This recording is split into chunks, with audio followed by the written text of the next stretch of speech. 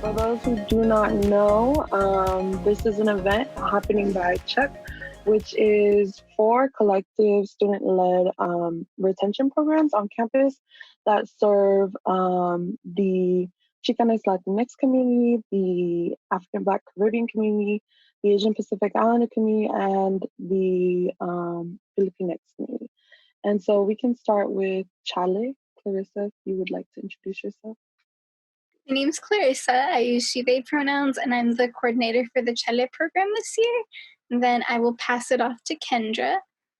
Hello, everyone. My name is Kendra. I use she, they pronouns. I'm one of the Kuya Ate Mentorship Program coordinators, also known as Camp. And I'll pass it off to Nalia. Do you want to introduce yourself? My name is Nalia. I use she, her, hers pronouns. I am the program coordinator for Engaging Education, and I'm also involved with BSU. Thank you, Nalia. And I'm Lexi Sailua. I am the Asian American Pacific Islander Retention Program, which is Cousin Community Unified Student Network. We also have our lovely advisors, Arlen and Kat. Hello, everyone. I am Arlen Mendiola, one of the advisors over at SOAR. Use he, him, they, them pronouns, and I'm one of the mentors for our Chuck programs. Everyone, my name is Kathy Canales. I go by Kat. I'm one of the associate directors of SEMECA, and I also serve as the mentor for two of our Chuck program, and I'm really excited to see you all and super thankful for our Chuck team in coordinating all of this. Thank you. If it isn't clear already, the reason why we thought this was so important to have this conversation is because there's a lot going on right now, and yet we're still wearing like our hats of being a student, but also being like a family member, a community leader. And so for this moment, we would like to introduce Dr. Darrick Smith, who is an associate professor of educational leadership at the University of San Francisco and co-director of the School of Education's new Transformative School Leadership Program. His research interests are culturally responsive discipline practices, critical pedagogy, transformative school leadership, and social justice schooling. Dr. Smith is the founder and former director of the Triumph program in Oakland, California, and formerly served as the co-director and principal of the June Jordan School for Equity in San Francisco. Hi, this is my first time speaking online to my alma mater. I'm also a UC Santa Cruz alum, Oaks College, and I'm happy to be able to speak with you all. I have like a few slides, but I don't know how comfortable I am going to slides because I think as soon as a slide comes up, it's like sleep time. I don't know, because, we're online and I think a lot of people have been looking at slides a long time. I don't know, but that's what my students have been doing. Well, yes, definitely my students have had to do because they've been presenting to each other. But I've been in their faces like the whole time like this. So I might jump to some slides that might help maybe to start us off, and then I won't have to maybe rely on them very much once we move through. And so behind me this is my some books. These are actually my books. There's crazy stuff up here, so I try to make sure it's not too close so everybody can see like the type of stuff. Like I have like, I don't know, a bunch of like crazy books, like, like academic repression. I've got, classic. This is like a Santa Cruz staple, edited by Gloria Anzaldúa here. I've got all types of nutty stuff, you know what I'm saying? You got the Zapatista stuff going on here. Just a lot of crazy stuff. And up here is like anime. It's old school Japanese animation, like robots and stuff from like the 80s and stuff that, I had since I was little and just held on to it. So I got a bunch of like crazy stuff in here, but so it's not an artificial background. That's why I was doing it, kind of snatching it so you guys can see. So Darrick Smith, I use he, his pronouns, him pronouns. So feel free to communicate with me like that. You can call me Darrick. It's fine. I'm just a dude from Oakland, so we'll just be talking like that mostly today. And then we'll move into some breakout groups after I'm done. And so let me share this screen with you really quick. And then I'll probably jump out of it at some point as well here. So let me do this here and share it. Okay. So you should be able to see a PowerPoint with Afeni Shakur in the background. Thumbs up if you can see that.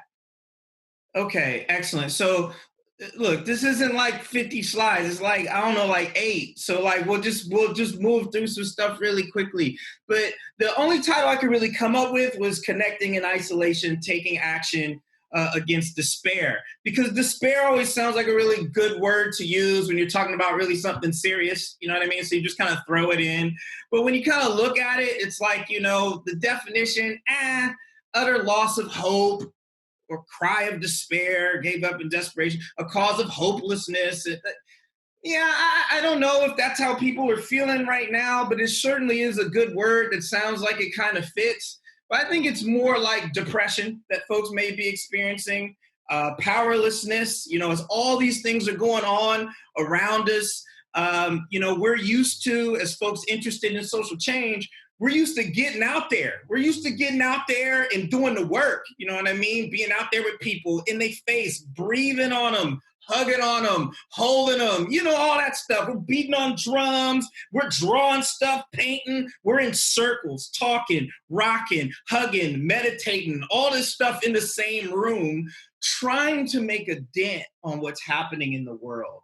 And when we're kind of encouraged, lightweight, forced to like be inside and stay away from people, it's like we can't execute our power. It's like when Superman is trapped in like a kryptonite type of cage or something. It's like, I can't use my power. You know what I'm saying? So it becomes very uncomfortable. I get that. Confusion, total confusion. Like it must be such a trip. For years of your life, you're finding new and new ways to connect with people constantly, and we're learning younger and younger all these nuances of therapeutical theory. We're learning about deep forms of sociology, and people have access to all this information. They're learning more and more about how to connect with other people, and now you're put and kind of sequestered to homes and apartments, and you got, you know, you're stuffed in, and it's like, wait a minute, I was raised to kind of connect at great distances and then come in and be with people and see them as human beings, and now what am I supposed to do? Like what am I supposed to do here? And so it can be very confusing. And of course, loneliness, which, you know, both of these last two, right? Kind of confusion about kind of what to do, and loneliness. It's not as simple as, oh, I'm inside and now I don't know what to do, or now I'm inside and I'm lonely. I mean, of all generations, it's the last couple that's had the great experience of being able to be in the house away from people and still feel like they're talking to other people online at great distances. I just got a phone call this morning from my homie in Nigeria that was just calling to check on me from Nigeria and was like, yo, I was following your Facebook and everything. And she's another academic in Nigeria. And she was like, I'm just calling to check on you. You know what I'm saying? I got a message from my other homie out in Poland that was like, yo, I'm connecting you to a YouTube site that my husband is doing right now. But I also want to see how you doing. Like, check out his video, but how you doing? I mean, that's something that was almost impossible when I was younger. Not to date myself, because I'm still kind of young. But the point is that when I was younger, when I was in Santa Cruz, no way that was happening. Like, I might get a phone call from Nigeria. I mean, that was possible. It didn't happen, but it was possible. But there's no way somebody's just like, I'm following your life from Poland and I want to check in on you. When I was in Santa Cruz, internet was just starting and everything, and Cass was telling us to check our email, and I was like, I'm not checking my email. That's not happening because I barely check my normal mail. Definitely not going to check my email. So that's kind of how I was doing when I was at Oaks. Okay. But anyhow, so these are some of the things that we're dealing with right now, right? It's heavy. You know what I mean? It's a little heavy. And there's a lot of reasons why it's heavy that I don't have a ton of time to go into all the nuances of why it's so heavy. But a couple of things. Some people are in living situations. Lots of people are in living situations that are a result of a very tough housing market in the greater Bay Area and in the Santa Cruz County area as well. And so a lot of folks had to adjust their mind already just to pick a place to live that was automatically from jump a little uncomfortable. Now see, that's a relatively newer thing. That hasn't been a dynamic in the Bay Area for a long time, and in the South Bay and in the Santa Cruz County area for a long, I mean, generations. But now you have folks that's like, okay, I got 5 roommates. I don't really want all 5 of them. I don't really like all of them. Some of them get on my last nerves, but it's cool because I only got to sleep here. That was kind of the thing. Like, I only got to sleep here, sleep and study. And then the quarantine come and you stuck with these cats, just stuck with on top of them. Just like, oh, so that's going to add some heaviness because there's some great peace that comes when you get to leave the house each morning from a person you don't really like. I mean, present company completely excluded if you're online with your roommate right now. I'm not really talking about you. I'm talking about other people. Okay. But then there's also a lot of pressure from like very real, threatening, hazardous, dangerous situations where folks have been sent back home to households that were not very receiving of them, sent them away with great joy because they were already in an exclusionary habitus with the person that actually went away to college. And so you ended up with folks having to actually go back to very hostile environments. You also have folks having to be in hostile environments with their partners or significant others. So all these things can lead to these 4 different types of feelings and experiences and much, much more. So on a very light side, it's like, I don't feel good because I'm unusually quarantined. But on a very serious side, my ability to move outside of the house and move outside of particular homes was actually one of the things that was keeping me healthy and hopeful as I avoided very dysfunctional or even very dangerous, unhealthy situations. So we're in a very tough scenario right now. And this is why I think connecting the folks the best way we can is important. And just another side note here, I'm speaking as an introvert, okay? And hold on, let me be very, very clear about this, okay? I am an introvert, okay? I don't like connecting with people anyway, at any time, in any medium. I'd rather not, quite frankly. I'd rather not talk to people online. I'd rather not talk to people in person. I'd rather actually not walk by people. You know what I'm saying? There's a lot of things that I would rather, particularly in the United States. Whenever I leave the United States, I'm super cool. Like, I can chill in a crowd of people. I sung, what was it? I did karaoke. Mobb Deep. If you ever heard of Mobb Deep, the hip hop group Mobb Deep, they had a couple of hits, a number of hits, but one was called Shook Ones, and they had Shook Ones Part 2. Yo, I was rapping Shook Ones Part 2 karaoke in Beijing. That's not an introvert thing, but I'm in Beijing, China, and I'm surrounded by some Chinese brothers and sisters in a cafe in Beijing. Mobb Deep comes on, I grab the mic. So I can be extroverted, just usually not here in the US. Okay, so for those of you that are like, this connecting thing, I think it's overhyped, I get you. But again, it's not about shifting who you are. What we're trying to do is give you just a couple of things to think about in terms of maintaining your own sanity, okay? Thumbs up if that makes any sense. Okay, cool. Thank you. So let me share the screen again so you don't have to look at this too much either, because we also have to maintain some type of balance as well. Okay.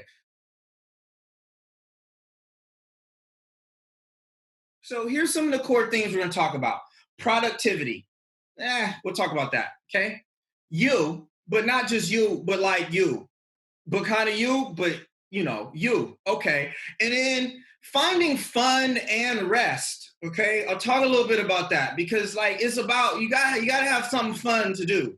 Whatever that is, you think that is. Just find some fun. So we'll talk about that, okay? And then connection, like what do I mean by this idea of connection? It's pretty much what you think probably, but that's what we're going to get into, okay? And then of course, future. All right. And I'll come back. I mean, this is what we're going to talk about. So it's not like future, like think about your future. Not like that type of future, but it's the future. And it's not the rapper Future. So it's somewhere in between. Don't think about your, like, think about your future and future. But there is not future. But it is kind of hip reverse. Okay, anyway, we'll come back to that. All right. So let's go into, so the first thing is, the question is, are you being productive during this time? If so, what is it that you're doing to be productive and why? That's a question you want to think about. But really, yeah. Why is really the question. Why are you being productive? I don't know why you would think of being productive right now. That doesn't make a lot of sense, okay? I mean, I know that everybody's going to be telling you it makes a lot of sense. There's some graphs I could go to, like folks talk about American productivity. We're like second or third in the world when it comes to GDP and labor time put in. But when you actually look at that, the amount of labor put in to GDP, when you break that down by labor hours put in, we're in the middle of the pack. We're not even in the top 15, 20, 30 countries, okay? And that's been the case since at least 2002. Okay, there's a myth about American productivity that has kind of been saturated into our brains for a long time now. Okay, you're not the first generation that had this. I mean, it was a big deal during World War II, a huge deal during World War II, to actually get folks to work, to save America, and that's the American ideal. Then whenever these politicians get on the news, they're talking about the good old work ethic and we must get back to work and all this stuff. Oh my God, it's so ridiculous. That's not why we even have the wealth we have as a country. You know, America's first economic boom was based off the Atlantic slave trade. Okay. I mean, there were some people working, but it wasn't the people saying it's all about work.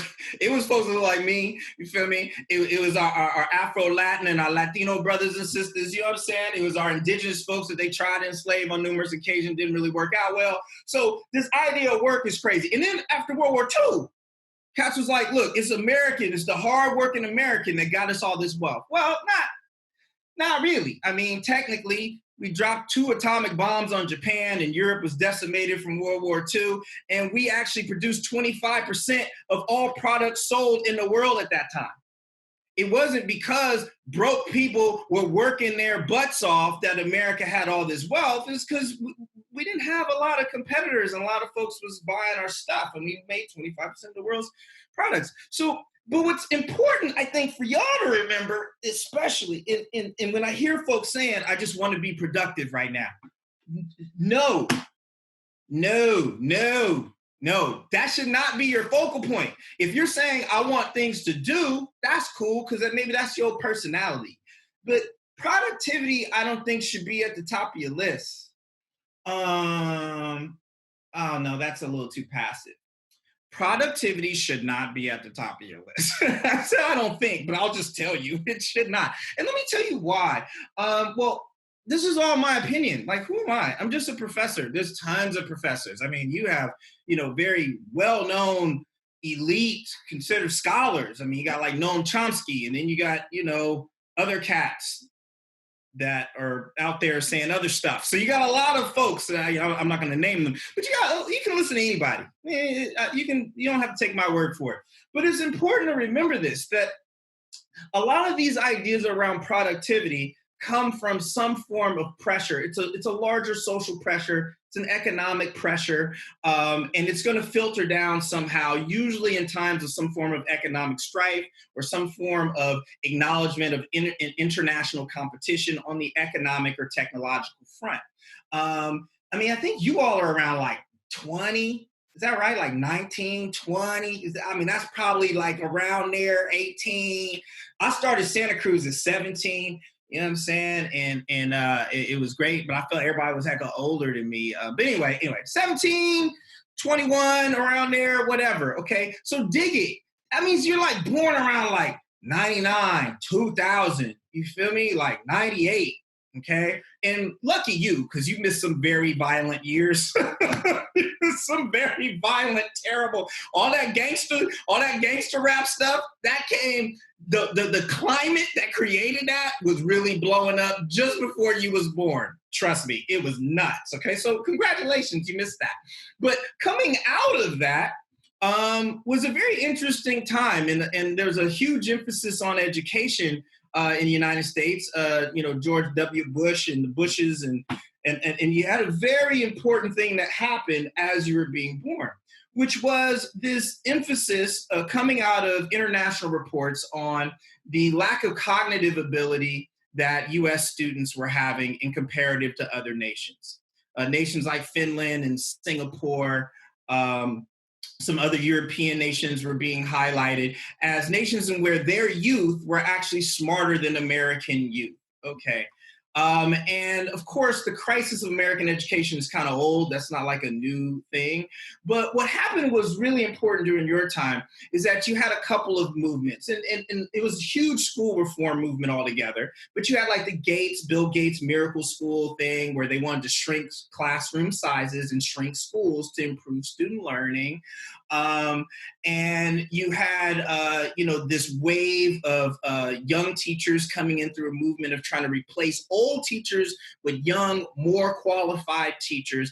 All this to try and improve what would later become early become the No Child Left Behind, but then Obama would try and alter into his own initiative as well.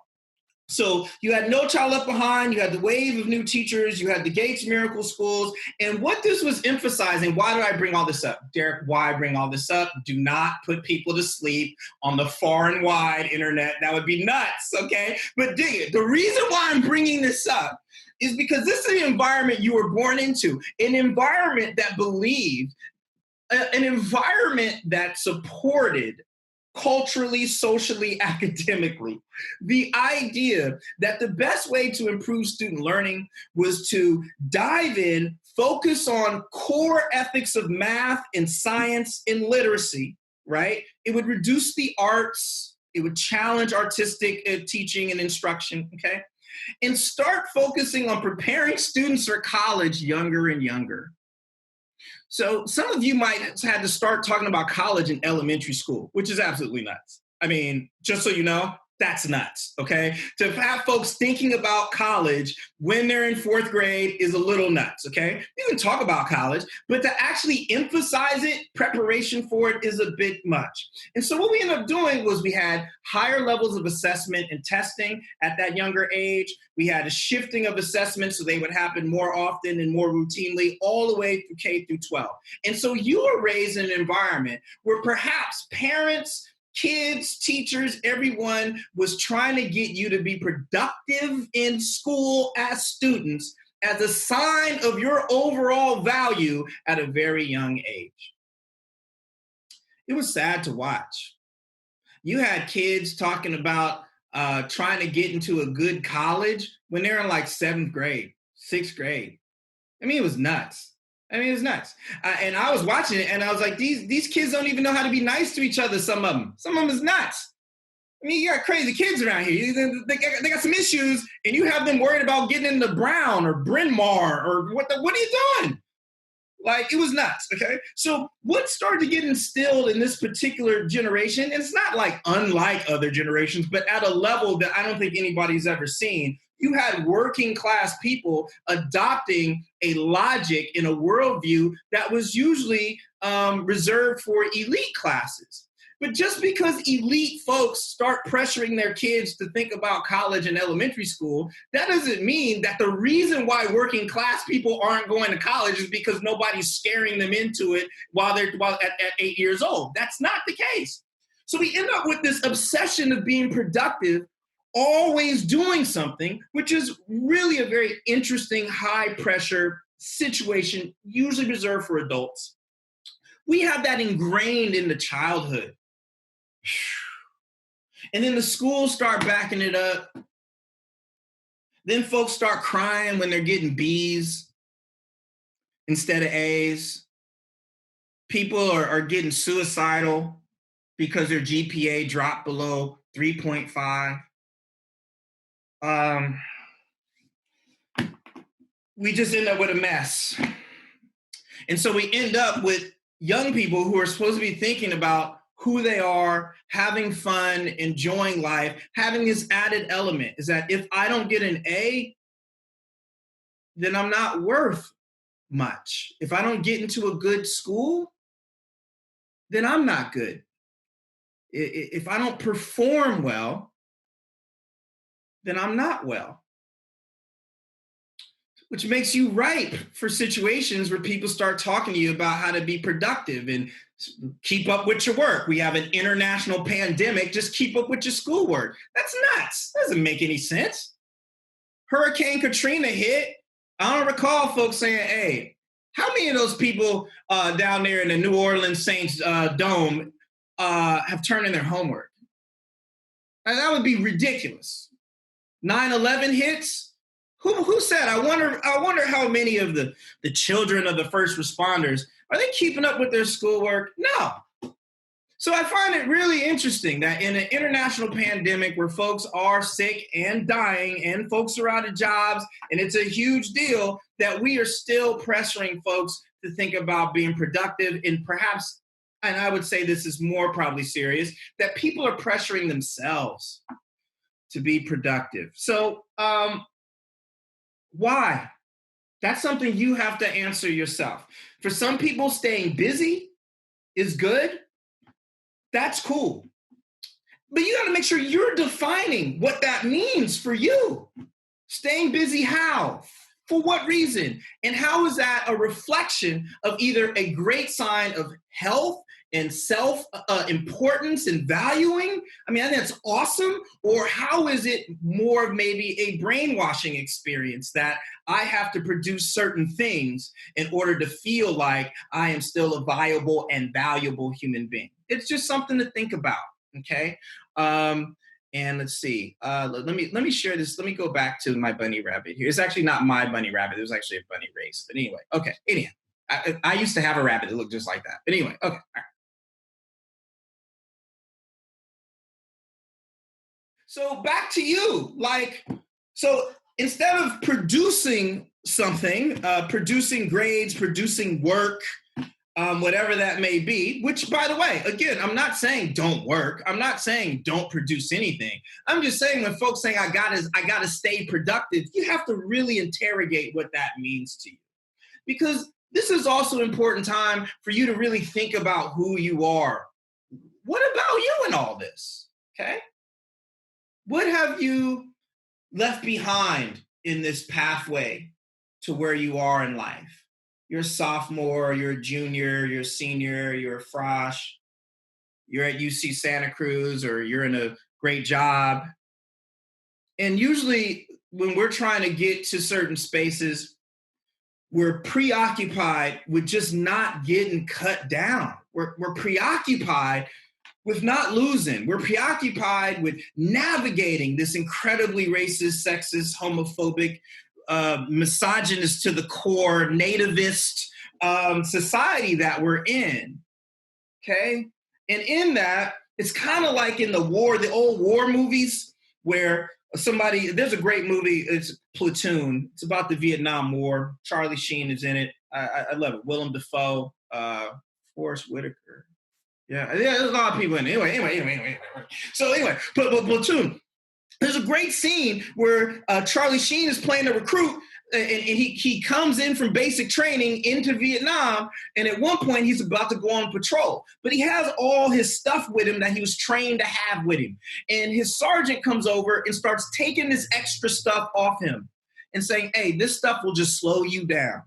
Okay, so you got to take this off, take this off, take this off. You don't need that. You don't need this. Look, these are 2 rules. You know what I'm saying? If you get lost, don't cry out. And something like, I can't remember what the other recommendation was, but it's only two things. Okay. And I feel like when we're on this pathway to trying to be liberated people, to be empowered people in this type of society we're in, okay, I don't believe we're in the worst society, but we're in a society that in a very significant way undershoots its proclamations and so-called promises, okay? So in this type of environment, though, we've left stuff behind to be able to move quicker and navigate better. I can't tell you what that is for you, but I'll give you an example. Like, and that ain't even intentional. It's not intentional, okay? Man, in almost every institution, many of the institutions I'm in, at some point, I become the only Black man there, okay? Whether it's the only Black man in the department or the only Black man in this position or whatever it may be, okay? I've been blessed to have moments, work situations where that wasn't the case, but I've been in situations where it was the case, and it currently is the case where I am now. I'm the only Black man right now in my particular school vet, surrounded by some really amazing colleagues that I love and respect. So every once in a while, you sit back and you go, dang, whatever happened to that part of my life, man? I need to think about that. You know what I'm saying? Like Common said, move so far from the streets that you can't come back. You tripping with nowhere to unpack. Forgot that. And I try and make sure I don't forget that, man. Like, I'm from Oakland, man. So I got to check in, you know what I'm saying? Like, I got to check in not with just people. I got to check in with me. Like, I got my anime stuff up here because I'm an anime fan. I grew up with anime. So recently, I've been trying to take time to rewatch my anime, read my manga. You know what I'm saying? Which is Japanese comics, by the way. Get back into that. These are things that unintentionally, it's just part of life. You focus on certain things and you might lose some others. So you want to think about, what have I left behind? It could be a hobby I used to do. It could be, a place I used to go. You know what I'm saying? Like, even if, look, this is going to sound like some nerd stuff, but I'm a proud nerd, so I ain't ashamed of it. You feel me? But I'll roll out to Japantown in San Francisco. It's a big mall area, and then there's a community around it. I'll roll out there even when it's closed, yo. Real spit. I ain't gonna lie. I ain't lying to you. Even when it's closed, I'll be out there. Because sometimes I just need to go back and touch it. You feel me? Because I just need to do that. You know what I'm saying? So what have you left behind?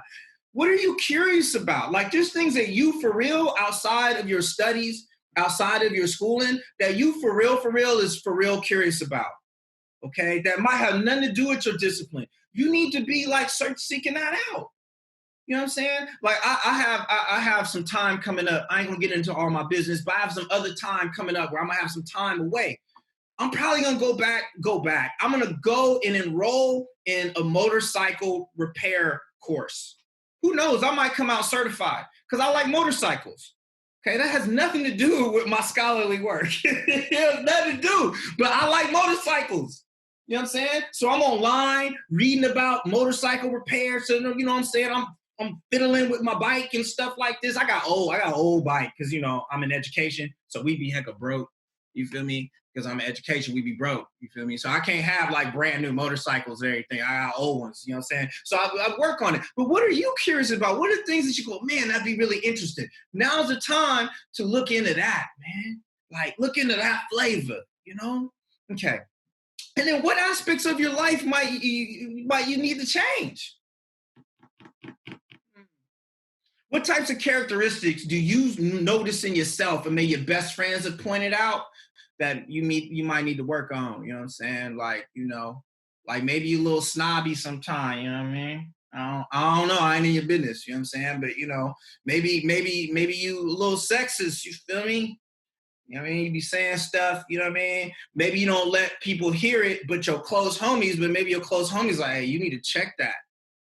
Something to think about. Some people be having issues with colorism and stuff. You know what I mean? You need to check that. You check that. You know what I'm saying? Habits. Maybe there's things you do that you actually know or feel is unhealthy that you ain't really had the time you feel to really check because you've been obsessed with productivity and the pressures of this economy has made you so. So now you might have time to be like, yo, I always wanted to stop doing this. All right? Get online, man. Access resources to stop doing it. You got time. Fool with it. You know what I mean? Places. You know what I mean?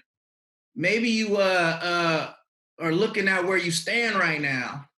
And it's like, as soon as this dang thing is over, I'm moving straight up. I'm out. You know what I'm saying? I don't know your business. I don't know your business. You know what I'm saying? But I'm just saying, theoretically, you might be in a spot where you're like, I knew that this was bad. I didn't know how bad it was. So I had to be here with you. Follow me? So make them plans. Make them plans to cut. You know what I'm saying? I mean, I ain't lying to you. At some point, things are going to shift. I don't know what normal is, but folks are going to be able to move around a bit more. Look, people are worried about the human sacrifice of reopening. You should be worried about the human sacrifice of reopening after a virus. But newsflash, your whole economy is based on human sacrifice. The entire thing from day one. How you think my people got here? Come on, man. Keep it real, man. The whole thing's about human sacrifice. All right. So, of course, it's a bad decision to open early, but you're not in the nation of best decisions being made at the top. And you're certainly not in an economy that is based on human well-being. I think you know that. If you don't, you'll figure it out soon enough. Okay. And then lastly, what about the people in your life?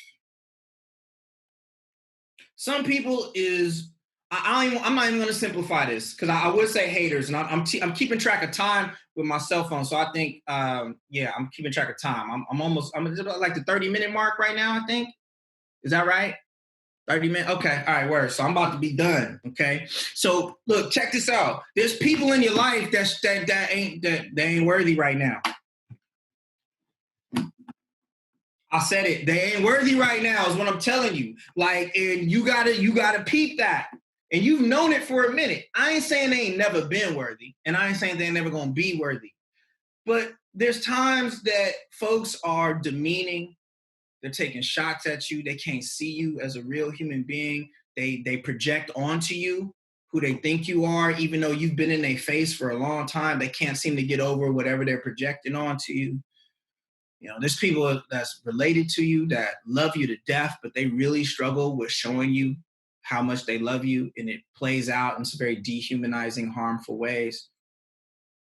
This is your time to plan your removal of those cats. Okay? Like a lot of folks who do social justice work, they're always talking about the action, but all of the great ones that I know, younger than me and older than me, they all talk about, the action is important, but the action is only as good as the planning and strategy. So a lot of folks are always like, we got to do something. Yeah, you might have to do something, but you got to spend time figuring out what that thing is. That's a planning and strategy, okay?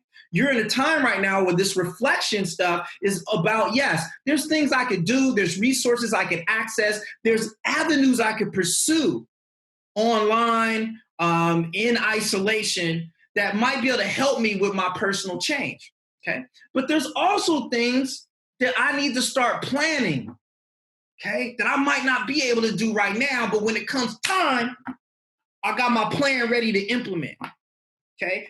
See, hopefully you're understanding why I'm veering away from this productivity thing. I don't want you just thinking about school and turning in work and grades. You got other stuff to figure out, okay? And certain people need to exit, man. They need to cut. They need a hiatus. They need a hiatus. That's what they need. Hiatus. You feel me? That maybe they need 5 years out of your life for a second and come back and get themselves together. All right. Let me get down. Let me get down here. Okay.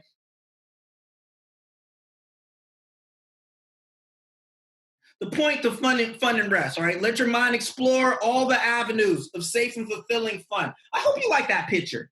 I hope you like that picture in the background. That's cherry blossoms. That's a picture I took. That's cherry blossoms in Kobe, Japan. I love that picture. Anyway, let your mind explore all the avenues for safe and fulfilling fun.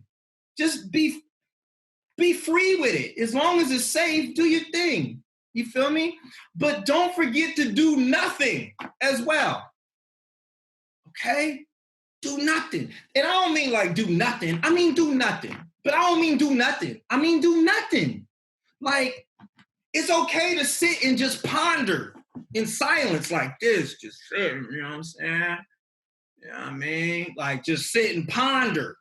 You know what I mean? If you want to trim a little bush or bonsai tree for 20 minutes. Just do that. I mean, if you want to go outside and just sit on the porch or on the steps of your building for like 30 minutes, just do that. The body needs that, man. The body needs some time to not be stimulated by external items in sources. You're your own stimulation sometime, man. You can sit there and you can sit and just trip and be like, wow, okay, all right. And by the way, that's what us introverts be doing. That's what we be doing. I'm just throwing it out. That's what we be doing. We just be sitting there tripping. You be like, are you okay? Like, you just sitting here by yourself. And be like, yes, because I choose to sit here by myself. Okay, so if that's not your thing, you can try it. I know it's uncomfortable. It's as uncomfortable as me walking into a group of people that's all happy and chopping it up. That's really uncomfortable for me. Okay, so just flip it and go, man, this is really hard, but yeah, maybe I do need to do nothing sometimes. Just do nothing. Okay, all right. Almost done. Okay, and then connection. Here it is, man. Look, check this out. There's folks that I ain't seen in a while, man. You want to reach out to folks you haven't seen. Like, look, I ain't seen you in 5 years. Man, that's my homie from middle school. Hit up your homie from middle school, man. You might need some new flavor in your life because these might be people that you remember in a very fond way. You just haven't connected with them in many years, okay? And right now it's important to have positive people with affirming messages in your life. Sometimes you got people around you routinely and they so comfortable with you that it's just too much of a mix. Like, it's bad stuff, it's hating stuff, it's stressful stuff, and then they love you, and that's good too. But maybe there's people you ain't reached out to and seen in years that they might just have a real positive interaction. A homie of mine from Santa Cruz hit me up, a couple days ago, and was like, can we have e-coffee on Friday? I was like, e-coffee? I didn't even think of that. Like, I don't drink coffee, but you know what I mean? It's like, can we just get together and just chop it up? You feel me? I ain't seen this person in years, yo, but it's like, it's all like positive energy. And that's what we want. We want to think about the folks. Man, I used to kick with them in 9th grade. Man, I used to kick with them in 7th grade. Yo, I kicked it with them that one summer, man. I ain't seen them in a minute, man. Let me holler at them, check on them, man. That's beautiful because you get to experience a larger network of people who see you in a positive light, and that can give you a lot of positive energy, okay?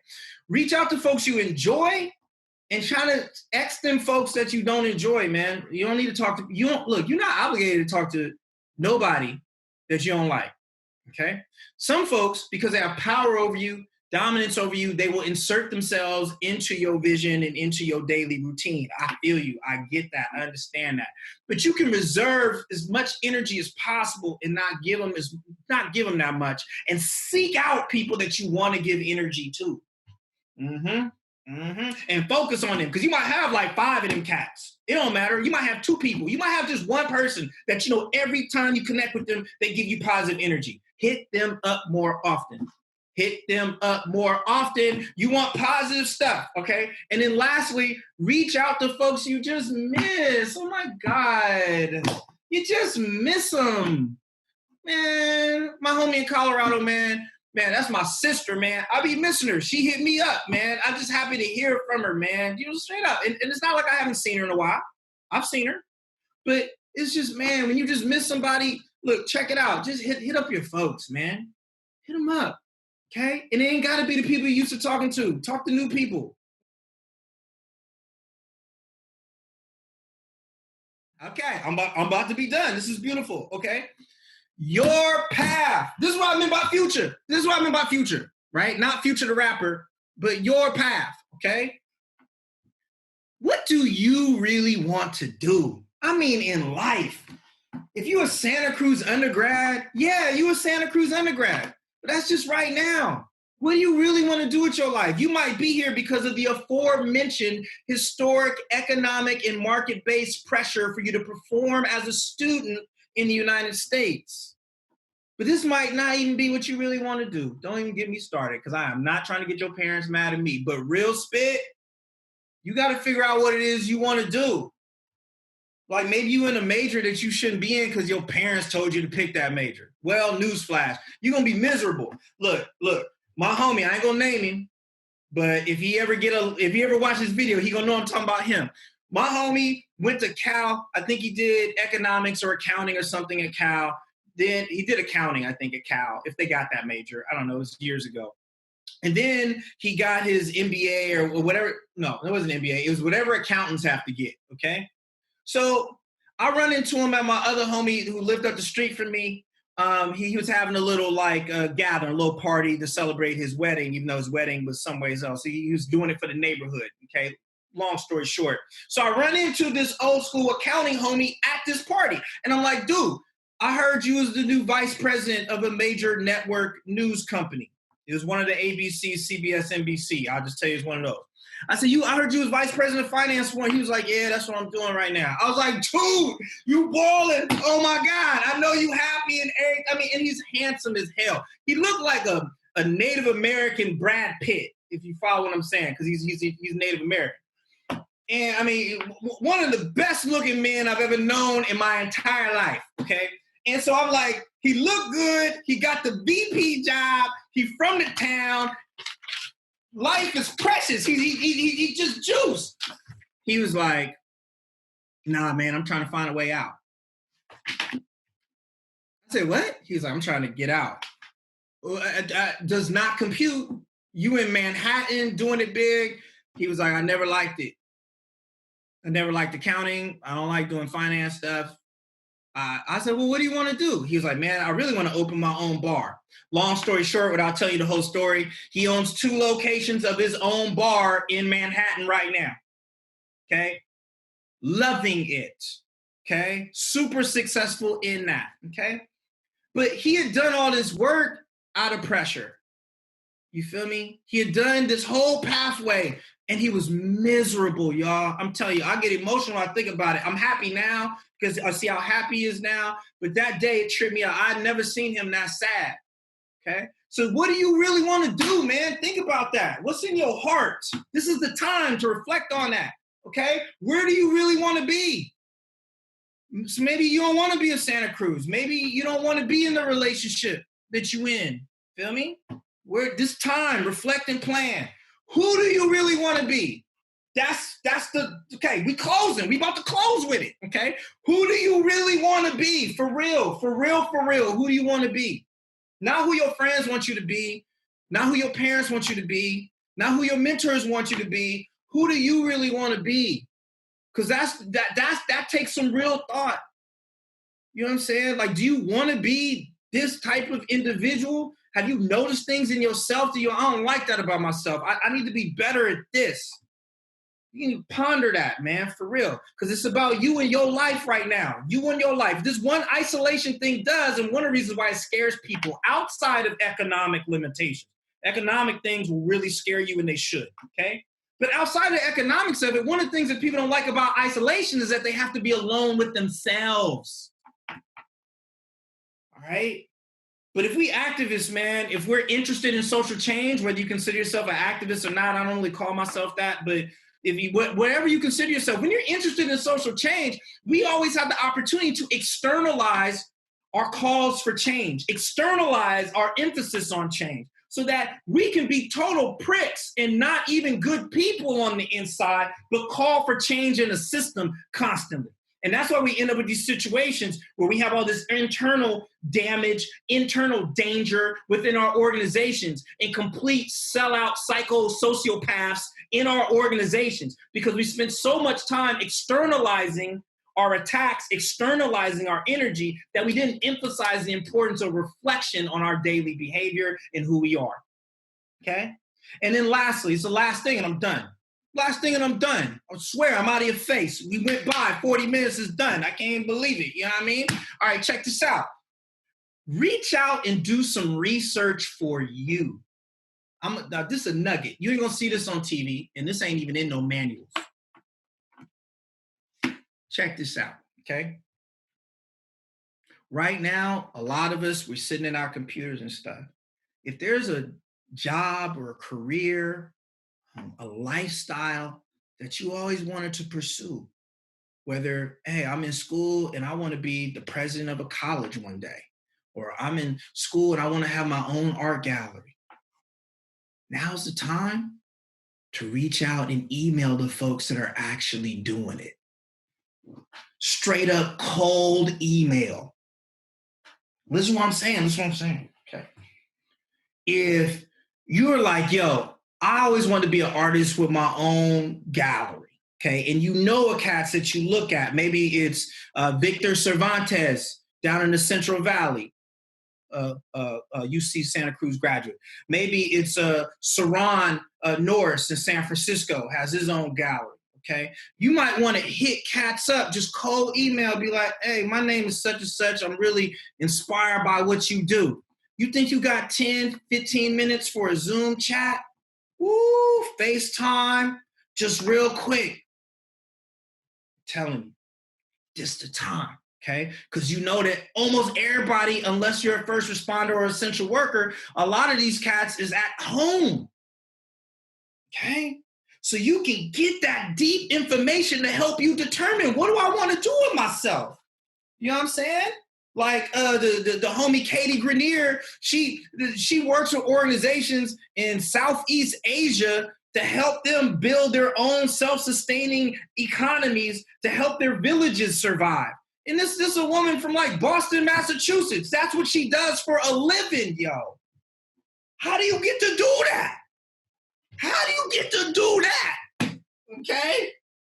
My homie Blake Riggs, College 8, which is now Carson College, right? Is that Carson? Carson College. Blake is in France right now. I think he was in France for the last couple months with his whole family. Professor of molecular and cellular biology at San Francisco State, has his family in France for several months. How you get to do that? You feel me? Like, cold email folks, man, that you interested in and say, hey, I just need 10 minutes of your time. I'm really inspired by you. And you might get game on top of game, on top of game, on top of game that you never thought you would have straight from the source's mouth, man. You know what I mean? The homie Helene Bosters, longtime queer activist, lesbian educator, amazing woman that I love to death. Okay, a mentor of mine up in Canada does activism through art. Through art activism. Like in Canada with the community. How you get to do that for a living? All right? This is what we have an opportunity to do. Okay, all right. So I've spoken enough. Thanks for listening to all of that. It's a lot of ideas, but it's stuff for you to really ponder. You feel me? It's stuff for you to really ponder. You know what I mean? Like, think about, I got this time that nobody was going to give me previously. It took a pandemic to give me time to ponder. So it must be really dangerous to let me ponder. And I tell you, given the access to information you have, given how hard many of you fought to even get to the University of California, I'd say, yeah, your brain is pretty damn dangerous. So what you gonna do with that? Okay, all right. I'm done. Okay, and we can move to the breakout groups. Thank you all very much. I'll be around for a minute. All right, thank you.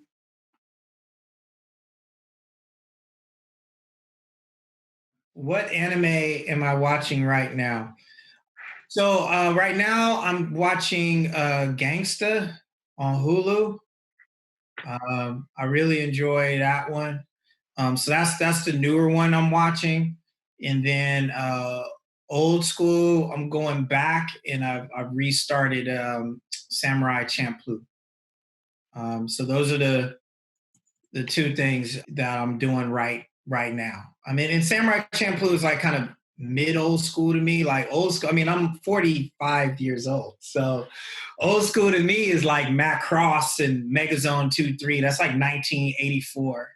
That's old school to me. But I'm in, Samurai Champloo, Cowboy Bebop, the original Berserk, the first one.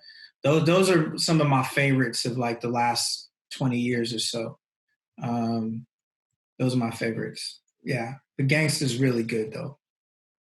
Thanks for asking. And that's a very important question, by the way. So thank you. I really feel that one. Yeah. How did I end up at USF? The short story is, let's see, I worked in my alma mater, my high school, for a decade, and Oakland Unified School District is incredibly dysfunctional. Like a lot of the school districts that ended up being, that are in locations for social uprisings in the second part of the 20th century, you'll find that many of those school districts still struggle today for some reason. So Oakland, I just felt it was too corrupt for me to stay there any longer.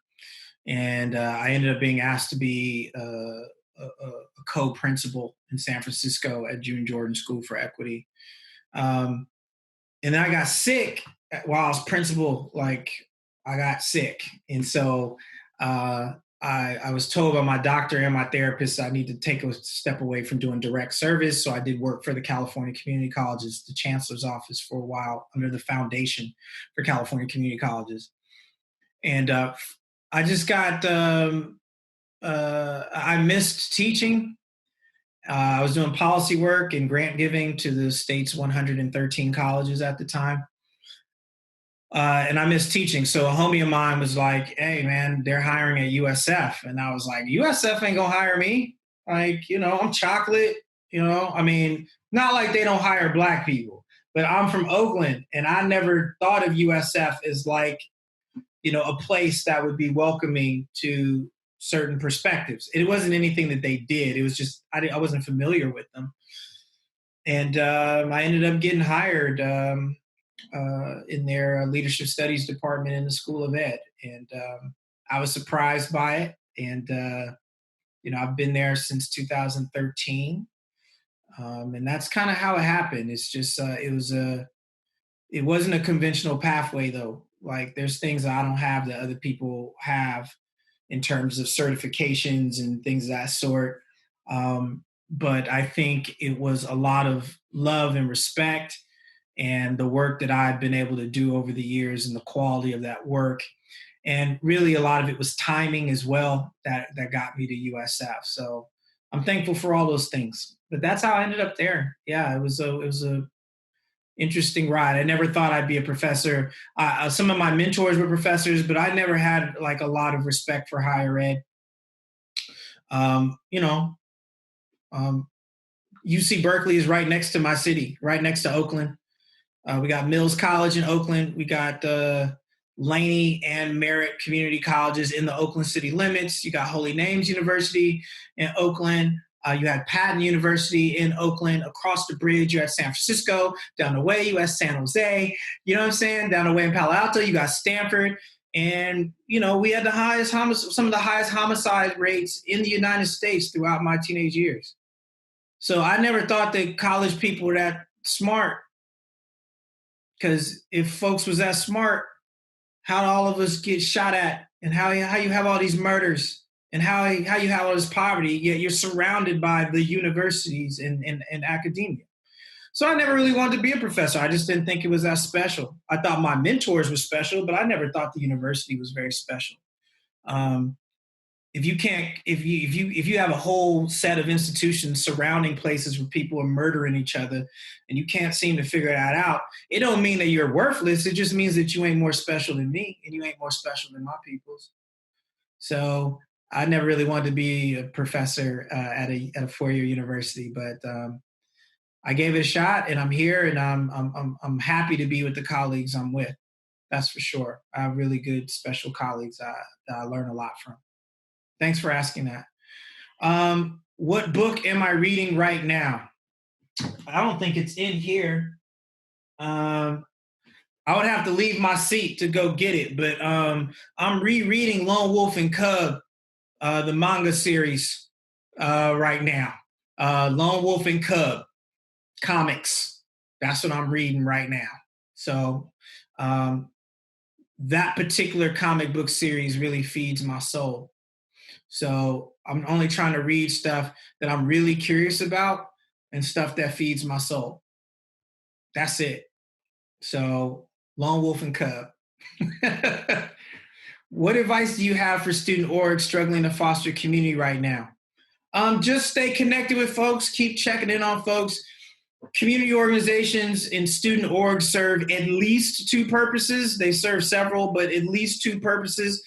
One, I mean, they give people a space to be able to find their voice, find their power, and challenge institutions. But two, they're a space where people can feel supported and seen for who they are. So if you're having a difficult time figuring out a way to challenge the institution remotely and scattered around, I'm sure there's ways you might be able to figure out, but then focus on the other part. How do you check in on each other? How do you support one another? You know, how do you still make sure that people feel seen now that they're not on campus with you, but they might be back home where could be a more hostile environment or an environment where they feel they can't be themselves. So how do you check in with them and give them that space still to be themselves and be loved and appreciated and respected for who you see them to be? To me, that could be one of the more valuable things a student org could do right now is be of service to its members, be of service to your peers and big them up. You know what I mean? Check in on them. Huey Newton talked a lot about, survival programs and, the free breakfasts that the Black Panthers did and other orgs did, outside of even the self-defense organizations, other organizations, did these things. Prison visitation programs, sickle cell medical centers, all these things that Blacks and Latinos in the queer community and working class white folks, indigenous folks, Asian Americans, all this stuff that folks did, those were considered survival programs. Like you do things while you are plotting a more dramatic or significant change to the social structure. So while you're trying to hit these big goals that your organization has, there's other things you want to do in the meantime to help sustain a healthy and safe and empowered environment. So while you might have a purpose of trying to alter how UC Santa Cruz functions or how the regents do their decision-making or how the campuses do their jobs or whatever that may be, if you're trying to change those things, in the meantime, you want to do things to sustain your core, sustain your cadre, sustain your crew. And that can be just, a strategic or non-strategic way of supporting one another. So that's the thing I would recommend if you're a student org, like check in on folks, provide ways for y'all to come together. Maybe that's not just about discussing your overall agenda. Maybe it's a check-in just on how people are doing with little ideas and gatherings for folks to just relax and see each other and chill and laugh. You know what I mean? Like we theoretically, we fight this thing because it's dehumanizing us.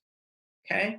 But we don't have to make the things that dehumanize us the focus of our everyday activities, right?